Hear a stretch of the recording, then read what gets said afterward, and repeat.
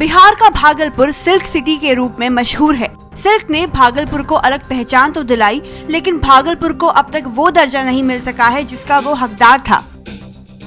Bhagalpur Lok Sabha seat अभी BJP के पास है।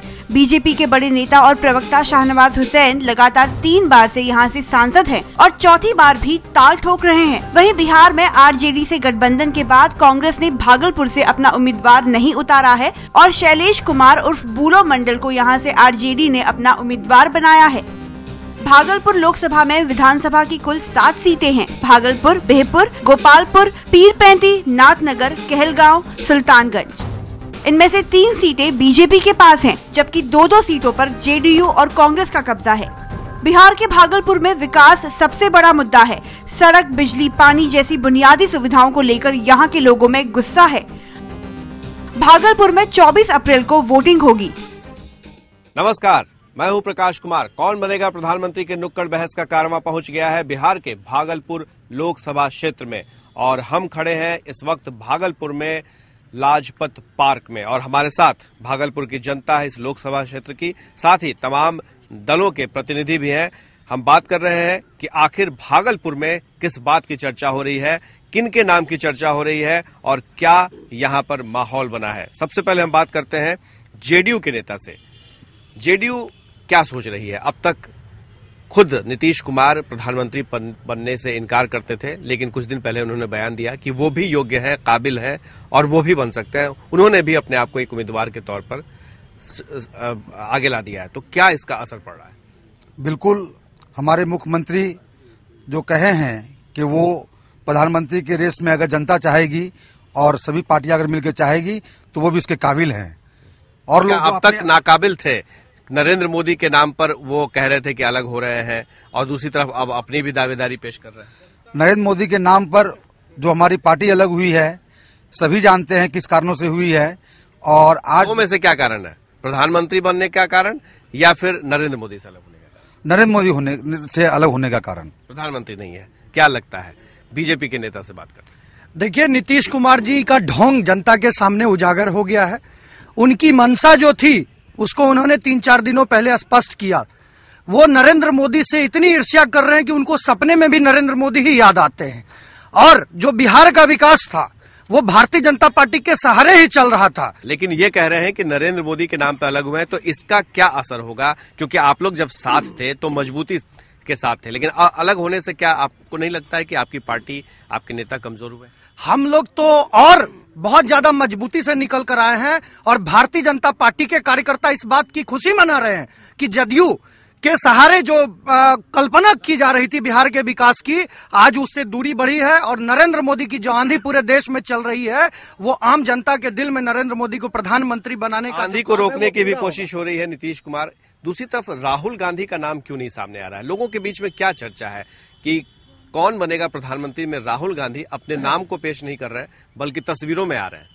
देखिए, बिल्कुल राहुल गांधी हर समय युवाओं और देश के लिए सोचते हैं। उनका जो सोच है वो दूरगामी है और वो इस बार के चुनाव में आपको दिखेगा। 2004 के चुनाव में इंडिया साइनिंग हुआ था और इस बार बीजेपी में ये आंतरिक जो हालात हैं, बड़े बड़े नेता सीट को छोड़ रहे हैं। कोई कानपुर छोड़ रहे हैं, कोई वाराणसी छोड़ रहे हैं, कोई गाजियाबाद छोड़ रहे हैं। अगर मोदी जी की लहर है तो कहीं से भी कोई खड़े हो जाए ना, तो ये राहुल जी का जो सोच है वो आपको इस चुनाव में दिखने वाला है, खास करके भागलपुर में। सोच में तो भ्रष्टाचार भी था, लेकिन आपने लेकिन लालू यादव से हाथ मिला लिया। किस मुंह से आप जनता को बोलेंगे भ्रष्टाचार? नहीं, ये तो येदियुरप्पा जी को या भी तो बीजेपी वाले को सुनना चाहिए। किस प्रकार से येदियुरप्पा जी को बेंगलोर में टिकट दिया उन्होंने और उन्होंने कहा कि ये मेरा उम्मीदवार होगा। दूसरे के कपड़े पर कितनी छींटे हैं ये देख रहे हैं। बिल्कुल। क्या है, लालू यादव खुद रेस में नहीं है, खुद चुनाव नहीं लड़ सकते हैं, तो ऐसे में कांग्रेस के सहारे क्या होगा? कैसे नैया पार लगेगी?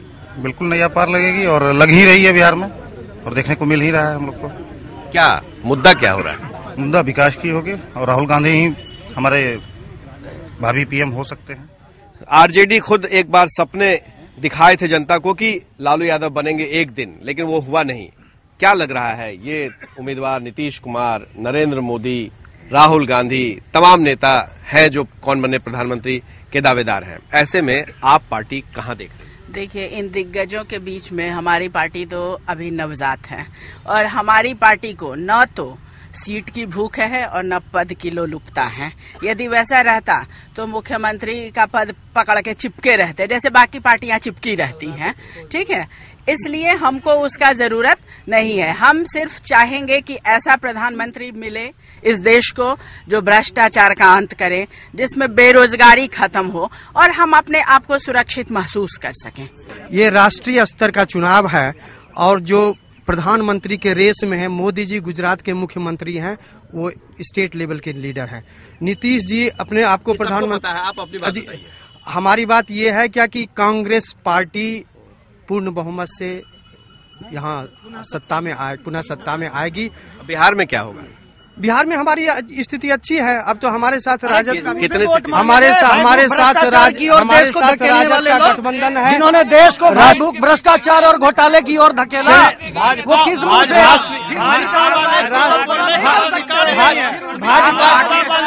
मैं चाहूंगा कि जनता के बीच जाऊं और जनता से बात करूं। क्या लगता है किसके नाम की चर्चा है, कौन बनेगा? किन्हीं के नाम की चर्चा अभी वर्तमान में नहीं है यहाँ भागलपुर से, और जो भी बनेंगे वो देश की सेवा करने वाले ही होने चाहिए। यहाँ से जो है जातीय समीकरण होने जा रहा है, इसलिए यहाँ से ज्यादा उम्मीदवार जो है जीतने का प्रयास हो रहा है राजद का ही।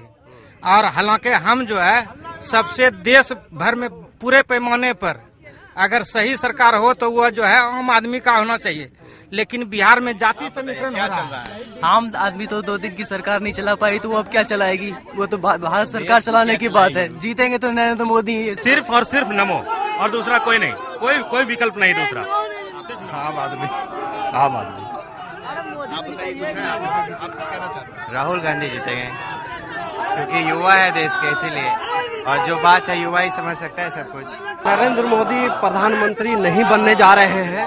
मुसलमानों के साथ जब जब इलेक्शन आता है तो उनको याद आता है कि मुसलमानों का नरेंद्र मोदी पे सरकार बनना चाहिए, जो भी हो एक बार मौका दे के देखिए। हम आम आदमी बोल रहे हैं कमाने का। मैं चाहता हूँ कि जो देश को सद्भावपूर्ण और भ्रष्टाचार मुक्त सरकार दे, और इसके लिए मैं नरेंद्र मोदी को चुनता हूँ। आज देश के सबसे अच्छे प्रधानमंत्री के रूप में नरेंद्र मोदी उभरे हैं।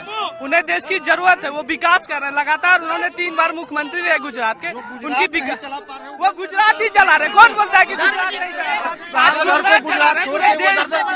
देश की मांग है, देश की मांग है कि नरेंद्र मोदी प्रधानमंत्री बने। चौक चौराहों पर इसी तरह से चर्चा जारी है, गर्मा गर्म बहस जारी है। लेकिन